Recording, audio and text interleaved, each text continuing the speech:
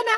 আমারও তো খুব শখ করে বাকি সব পক্ষীরাজের মতো উড়ে বেড়াতে, কিন্তু মা বলে আমার আরো বড় হতে হবে, তারপর নাকি উড়তে দিবে। আমিও তো অপেক্ষা করতে পারবো না, সব পক্ষীরাজ উড়ে বেড়ায়, আমি উড়ে বেড়াবো। এখন মা নেই, আমি একা একা একটু উড়া শুরু করি। ছোট পক্ষীরাজ ঘোড়া উঠতে শুরু করে পাহাড় থেকে। কিছুক্ষণ ওড়ার পর সে আর উঠতে পারে না। দেখি, আমি তো নিজেকে সামলাতে পারছি না, বাতাসের সাথে পেরে উঠছি না। মা, বাঁচাও আমাকে, আমি নিচে পড়ে যাচ্ছি, আমাকে বাঁচাও। মা, কোথায় গেলে তুমি? আমি কোথায় চলে এলাম? কাউকে তো দেখতে পাচ্ছি না। মা, কোথায় তুমি? আমি তো আর নড়াচড়া করতে পারছি না। এদিকে এক কাঠুরি তার স্ত্রীকে নিয়ে জঙ্গলে বাস করত। বউ, আমি যাচ্ছি কাঠ কাটতে, তুমি বাবুকে নিয়ে ঘরে থেকো, আর বাইরে বের হওয়ার দরকার নেই। বনে জন্তু জানোয়ার ঘুরে সব সময়, কদিন মাত্র ওর বয়স কেবল, এখন তোমাকে কোনো কাজে বের হতে হবে না। কাজ থেকে ফিরে এসে বাড়ির কাজ আমি করে দেবো। ঠিক আছে, আমি বাবুকে নিয়ে ঘরেই থাকবো, কোথাও যাব না, তুমি তাড়াতাড়ি ফিরে এসো। কাঠুরি তার স্ত্রীকে ঘরে রেখে সে চলে যায় জঙ্গলে কাঠ কাটার জন্য। সেখানে গিয়ে কাদার শব্দ শুনতে পায়। বনের মধ্যে কোনো ছোট বাচ্চা কথা বলছে মনে হচ্ছে, কিন্তু এই গহীন বনে আমি আর আমার পরিবার ছাড়া তো কেউ থাকে না।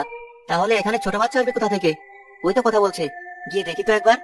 মা, আমি কোথায় চলে এলাম? তুমি আমাকে নিয়ে যাও মা, আমি তো আর উড়ে দাঁড়াতেই পারছি না। এখানে তো কোনো বাচ্চা নেই, এই তো দেখছি পক্ষীরাজের ছানা।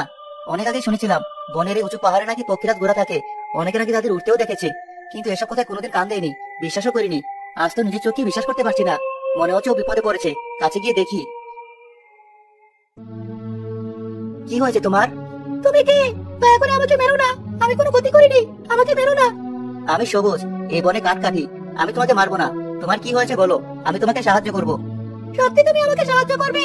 কিন্তু আমার মা বলেছে মানুষেরা পক্ষীরাজদের পছন্দ করে না, তারা পক্ষীরাজদের মেরে ফেলে।